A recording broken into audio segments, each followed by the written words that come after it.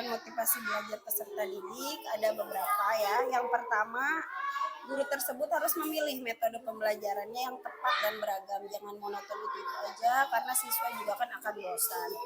Kemudian menggunakan media pembelajaran yang kreatif dan menarik agar siswa lebih tertarik dalam pembelajaran. Juga menjadikan siswa sebagai peserta didik yang aktif. Jadi dengan mereka aktif itu dapat mendorong mereka untuk terus belajar dan semangat dalam memecahkan suatu permasalahan. Kemudian guru juga jangan pelit dalam memberikan pujian kepada siswa karena dengan diberikan pujian mereka akan merasa dihargai, kerja kerasnya akan terasa dihargai. Jadi berikan mereka apresiasi jika mereka sudah berhasil menyelesaikan tugasnya dengan pujian tersebut. Kemudian tidak lupa berikan juga motivasi secara langsung, ceritakan tokoh-tokoh yang sudah sukses, mereka akan termotivasi seperti tokoh tersebut dan itu akan membuat mereka menjadi lebih semangat lagi belajarnya. Dan yang terakhir dengan cara mengadakan evaluasi secara berkala karena dari situ kita bisa lihat hasilnya. Kalau hasil evaluasinya baik, berarti sebagian besar siswanya sudah memiliki motivasi belajar yang cukup besar.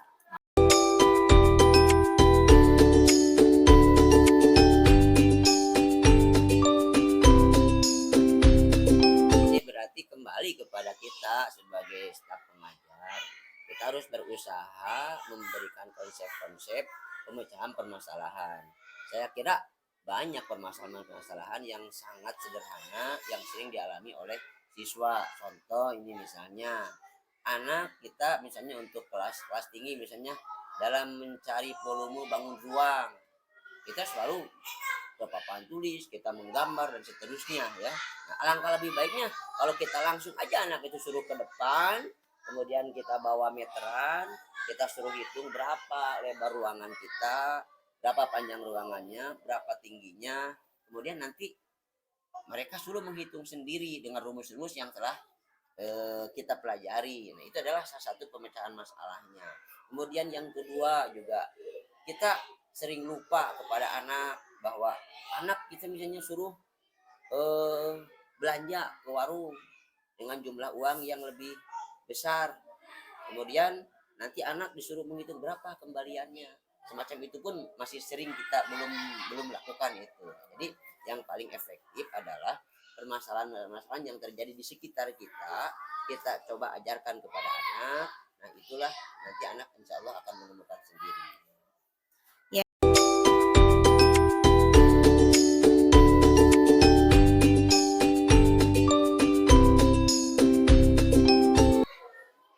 Solusi untuk mengoptimalkan model pembelajaran yang inovatif ya dari gurunya sendiri harus paham dulu pembelajaran yang inovatif itu seperti apa.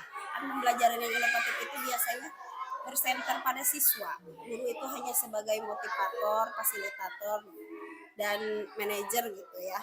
Nah, jadi si guru itu harus selalu mengupdate perkembangan zaman terkait model pembelajaran yang inovatif ini seperti apa.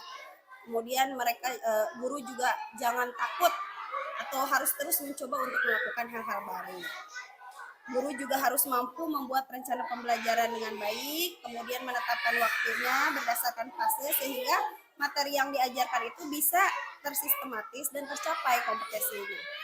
Jadi guru itu harus kreatif ya tentunya dan membiasakan peserta didik untuk menemukan masalah dan menyelesaikan masalahnya sendiri. Ya.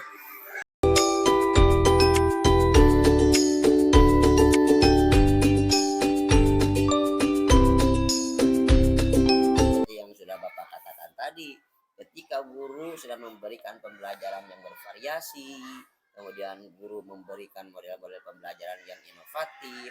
Kalau istilah Bapak dulu istilahnya ada Pak Ikem ya, pembelajaran aktif, kreatif, inovatif dan menyenangkan gitu ya. Nah, insya Allah kemudian kalau kita sudah mempelajari seperti itu, insya Allah anak juga akan mulai kritis, mulai bisa memecahkan masalah. Nah, ini sebetulnya pola berpikir tingkat tinggi ini harus segera diterapkan oleh guru-guru mulai dari kita mengadakan penilaian-penilaian, baik itu penilaian formatif yang kita lakukan setelah selesai pembelajaran maupun pembelajaran yang penilaian-penilaian yang sifatnya periodik, seperti kita ada punya penilaian tengah semester, ada penilaian akhir semester dan lain seterusnya. Nah, guru harus berusaha membuat soal-soal yang sifatnya mengundang atau memancing atau istilahnya apa ya, membuat siswa untuk berpikir tingkat tinggi, itu dengan model soal-soal yang hot itu tadi. Jadi itu adalah salah satu caranya. Dari sekarang, dari awal kita belajar membuat soal-soal yang hot, tentu saja disesuaikan dengan tingkatan kelas siswa, disesuaikan dengan kedalaman materi. Itu adalah salah satu cara barangkali untuk membuat anak bisa berpikir tingkat tinggi.